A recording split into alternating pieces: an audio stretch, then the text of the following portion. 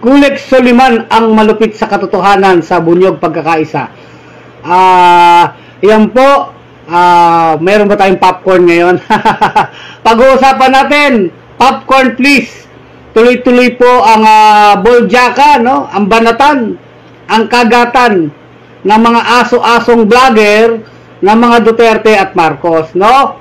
Ayon dito sa isang vlogger na ang pangalan ay si Rogando Sasot. Yan ang pangalan, Rogando Sasot.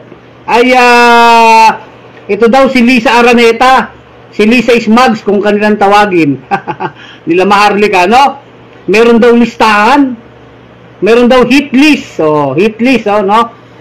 May listahan kontra sa mga vlogger na mga sabi nating maka Duterte, no? Diyan sa listahan na yan, nakalagay dito mga 44 na mga tao at vlogger, no? O kasama diyan, kung may masama daw mangyayari sa mga tao na to, ang una daw suspect ay ang kampo ni Marcos, itong si Lisa Ismags Araneta. Umaabot na po sa ganyan, ano? Itong mga vlogger na ito na maka Duterte ngayon, dati rin po ito na mga naging maka Marcos, pero hindi natin alam kung bakit sila nagkakagatan. Ang alam lang natin ay sa tingin natin pare-parehas namang bulok ang mga ito, no? Kasi para sa atin, pag bulok ang politiko na sinusuportahan mo, ikaw ay bulok na rin. Kumbaga, nasaan ang prinsipyo dyan? Ngayon, nagbabanatan sila Marcos daw, magnanakaw, kurap, alam na natin yan matagal na. Yung history ng pamilya ni Marcos ng pagnanakaw, yung kapalpakan ni Da Junior ngayon, alam yan ng taong bayan, nangyayari yan. Si Duterte naman, binabanatan din naman ng mga maka-Marcos na mga vlogger din. Yan nga, si Inday Takaw, sa confidential fund, si Inday Takaw, di ba? Binabanatan din yung kill ni Duterte, mga banta ng pagpatay. Talaga namang mamamatay tao yung si Kanor. Ngayon lang ba nila inalaman? Kaya nga, bakit ngayon lang kayo nagsasalita? Laban sa isa't isa, matagal na yan. At ngayon, nagbabanatan sila, nagbabatuhan sila ng kanilang mga kanya-kanyang bulok o baho. Kampo-kampo, kanya-kanyang sila, among mga politiko o kung sinong kinakampihan nila, no? Dito daw sa listahan na ito, na si Lisa lang ang pagbibintangan, si Lisa Ismags. Kung sakaling may masamang may mangyayari, nandyan yung Sas Roganda Sasot, Crisette Laureta Chu, mga vlogger to. Nandyan din si Claire Eden Contreras, yan pala si Maharlika. Si Maharlika, matinding bumabanat sa Marcos administration yan. Tio Moreno, Trixie Cruz Angeles, nandiyan si Trixie, Mark Anthony Lopez. Nakakatawa po ito, si Lauren Badoy, nandyan din, nandyan pa si Ka Eric, yung Jeffrey Celis. Itutumba ba o sasaktan ba yung mga yan? Di natin alam. Basta sinabi kung ano daw masamang mangyari, no? Umaabot na sila sa ganyan, ano? Ito po ay binulgar ni Rogando Sasot, no? Kokolokoy, meron pang Glenchong. Nandiyan din si Glenchong, ano? Maingay din si Glenchong ngayon. Nandugas daw si Marcos Jr. sa eleksyon, no? Matindi. Pero alam din naman natin si Glenchong.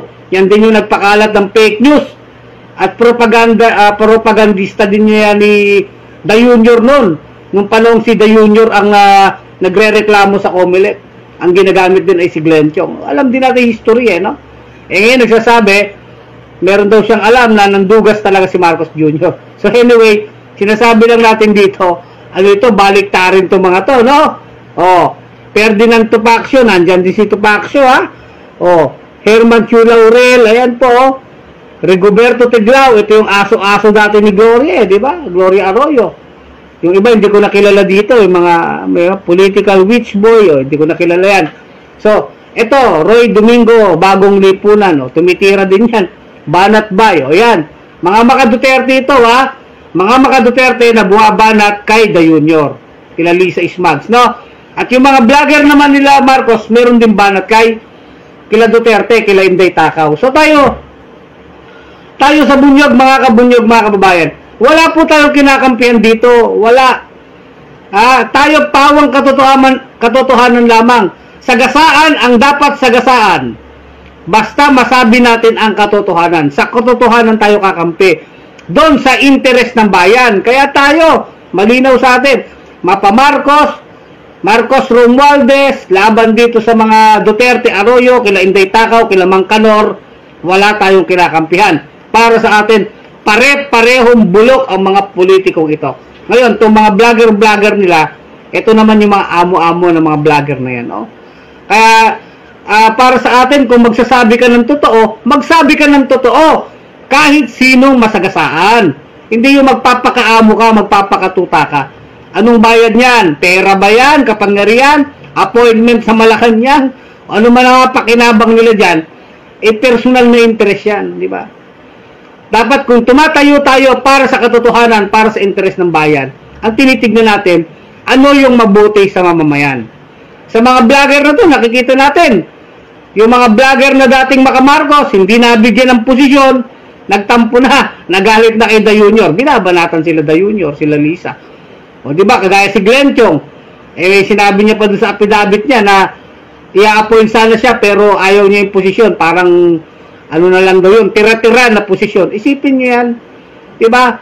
O madami pa po dyan na mga nagkagalit-galit dahil dyan kila Lisa Araneta, ewan ko kung hindi yata napagbigyan or binaliwala na, may mga ganon. Sila Victor Rodriguez, sila Trixie Cruz Angeles. O ngayon naman, sa part naman ng mga Makamarcos, binabanata naman si Inday Takaw, di ba? Pinagtatanggol si Romualdez. So, bakit? Ngayon nyo lang ba nalaman din na matakaw si Inday sa kwarta? Na si Duterte matakaw din sa kwarta? Na si Duterte killer? Matagal na rin yan eh. Kaya both sides, kung lang ngayon kayo nagbabatuan ng baho, totoo man o hindi sinasabi nyo, wala na.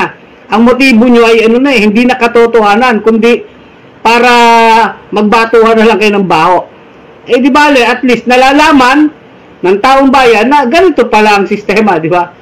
So talagang tayo sa bunyog, wala tayong kinakampihan yan. So tuloy-tuloy ang kagata nila. Bumili tayo ng popcorn please. Maraming popcorn ang uubusin natin dito.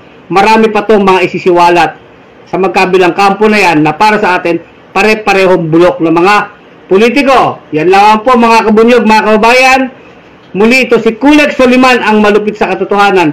Sa bunyog pagkakaisa, tuloy ang laban. Bunyog, bunyog, halikan na kasama ka. Bunyog, kapag buklod ay may pag-asa. Luzon, Visayas, Mindanao, isa ang pananaw. Sa bagong Pilipinas ang bunyog isisigaw. Bunyog.